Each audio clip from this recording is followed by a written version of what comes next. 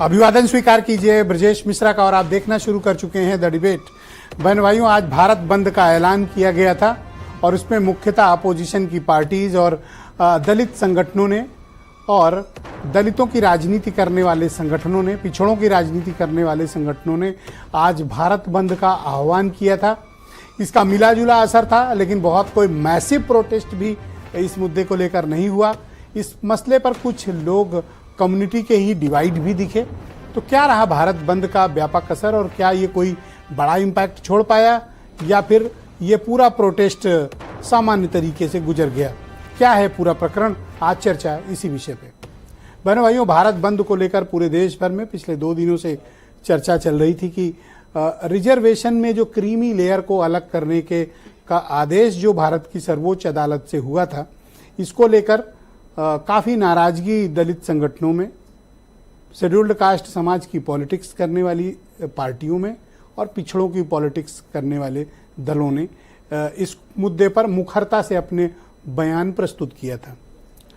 दरअसल supreme court का ये आदेश है कि शेड्यूल्ड कास्ट कम्युनिटी में जो रिजर्वेशन की पद्धति है, इसमें आमूलचूल परिवर्तन की आवश्यकता है और उसमें वो जो बेनिफिटेड हो चुके हैं या वो जो सोशली अपग्रेड हो चुके हैं, फाइनेंशियली अपग्रेड हो चुके हैं, उनको क्रीमी लेयर मानते हुए अलग किया जाए और बची हुई बाकी कम्युनिटी को उस रिजर्वेशन का लाभ दिया जाए ताकि वो भी समाज की मुख्य धारा का हिस्सा बन सकें। लेकिन इस रिजर्वेशन के से जुड़े हुए आदेश को लेकर भ्रांतियां भी बहुत हैं और इस पर भारत सरकार का रुख भी बहुत स्पष्ट हो चुका है। कोर्ट के आदेश के मुताबिक क्रीमी लेयर अलग होनी चाहिए और ये 7 सदस्यीय बेंच का फैसला है, कोई हाई कोर्ट का या कोई 2 सदस्यों की बेंच का फैसला नहीं।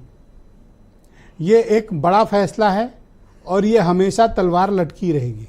अगर इस फैसले को से सहमत नहीं है भारत की सरकार या दूसरी पॉलिटिकल पार्टी, तो उन्हें एक समझौते पे, एक प्लेटफॉर्म पे आना पड़ेगा और संसद के माध्यम से इसको निष्प्रभावी करना पड़ेगा। इसके लिए एक ऑर्डिनेंस लाना पड़ेगा, बिल लाना पड़ेगा। ये कोई सामान्य आदेश नहीं है कि आप कह रहे हैं हम लागू नहीं करेंगे। आदेश बहुत से होते हैं, आप लागू करें या ना करें, लेकिन ये आदेश हमेशा जिंदा रहेगा और एक्टिव मोड में रहेगा, कभी भी बदल सकता है।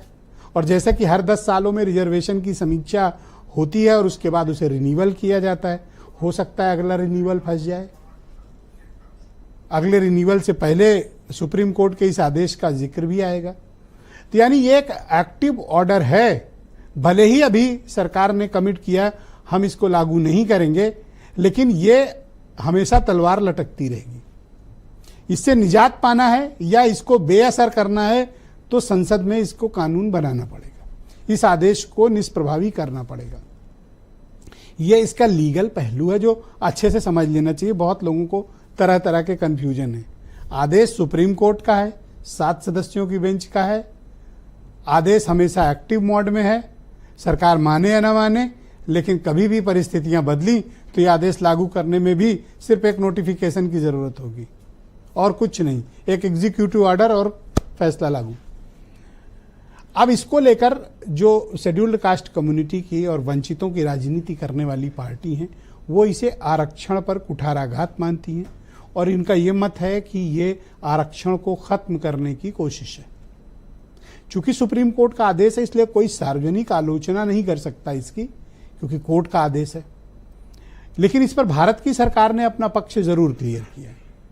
केंद्रीय सूचना प्रसारण मंत्री अश्विनी वैष्णव ने कैबिनेट मीटिंग के बाद, आपको याद होगा कि एक बयान जारी किया था और उन्होंने कहा था कि हम बाबा साहब भीमराव अंबेडकर द्वारा तय किए गए संविधान के तहत ही आरक्षण की प्रक्रिया को लागू करेंगे।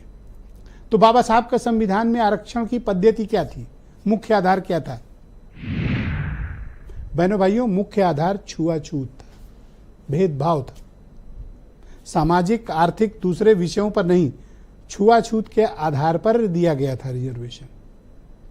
लेकिन अब अगर सामाजिक और आर्थिक तौर पर मूल्यांकन होगा और क्रीमी लेयर अलग किए जाएंगे तो कम्युनिटी के ही कई हिस्से डिवाइड हो जाएंगे। मेरा मत यह है कि जिन्होंने हजारों साल की मुसलसल गुलामी झेली हो जिनके साथ बहुत बदतर व्यवहार इसी समाज ने किया हो, उनकी अगर एक कम्युनिटी या एक जनरेशन को आरक्षण का बेनिफिट मिल गया तो उन्हें हम समाज में बराबरी का दर्जा नहीं मान सकते। अगर कोई आईएएस बन गया, कोई पीसीएस बन गया, कोई आईपीएस बन गया, जज बन गया, अच्छी जॉब में आ गया, इसका यह मतलब नहीं कि वो सोशली अपग्रेड हो गया हो या वो छुआछूत का शिकार ना हो। भाई हो सकता है बहुत से लोग मेरी इस बात से सहमत ना हो, लेकिन महत्वपूर्ण पदों पर बैठने वाले शेड्यूल्ड कास्ट कम्युनिटी के अधिकारी भी भेदभाव के शिकार हैं और इसके सैकड़ों उदाहरण भरे पड़े हैं। क्या उनके साथ समाज के मुख्य धारा के कम्युनिटी के अफसरों जैसा व्यवहार होता है क्या?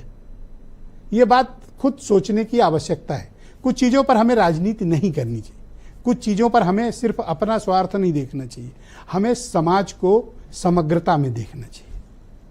जब हम सबको समान अवसर देने की बात करते हैं तो हमें यह देखना चाहिए कि अंतिम पायदान पर खड़े व्यक्ति को क्या उस समानता का अधिकार मिल रहा है। यह गौर करने का विषय है। आप देखें एग्जीक्यूटिव्स में थाने से लेकर डीजीपी हेडक्वार्टर तक और लेखपाल से लेकर चीफ सेक्रेटरी के कार्यालय तक देख लें, या शासन स्तर पर देख लें, डिस्ट्रिक्ट में देख लें, जोन रेंज कमिश्नरी में देख लें, शासन की व्यवस्था प्रिंसिपल सेक्रेटरी और एचओडीज में देख लें, आपको बहुत कम उदाहरण मिलेंगे। अपनी काबिलियत, मेहनत और योग्यता से आईएएस बन जाते हैं। अंतर 10-20 नंबर से ज्यादा किसी का नहीं होता। 10-20 नंबर से कोई ये सोचे कि वो हमसे कमतर हैं, कमतर कोई नहीं। और मैं उत्तर प्रदेश में इसका उदाहरण भी देता हूं। यहां 4 बार मायावती की सरकार रही है और 4 बार जो फ्रंट पे लीड करने वाले यूपी के दलित समाज के ब्यूरोक्रेट्स थे और आज भी उनकी कानून व्यवस्था की उदाहरण दिए जाते हैं। उन्होंने उत्तर प्रदेश चला के दिखाया। उनमें काबिलियत में कमी नहीं, अवसर की समानता की कमी है। अगर अवसर दिए जाएंगे ये खुद को साबित करेंगे, या मौजूदा सरकार में जिन्हें अवसर मिले हुए एक आध लोगों को, उन्होंने अपनी उपयोगिता साबित की है। अवसर देने की बात है। तो सिर्फ इस आधार पर कि क्रीमी लेयर अलग की जाए तो फिर पॉलिटिक्स में भी क्रीमी लेयर होनी चाहिए। अगर एक बार सांसद बन गए तो आपका बेटा लड़ नहीं सकता कोटे की सीट से, ये इंश्योर करना पड़ेगा। विधायक बन गए तो नहीं बन सकता आपका बेटा।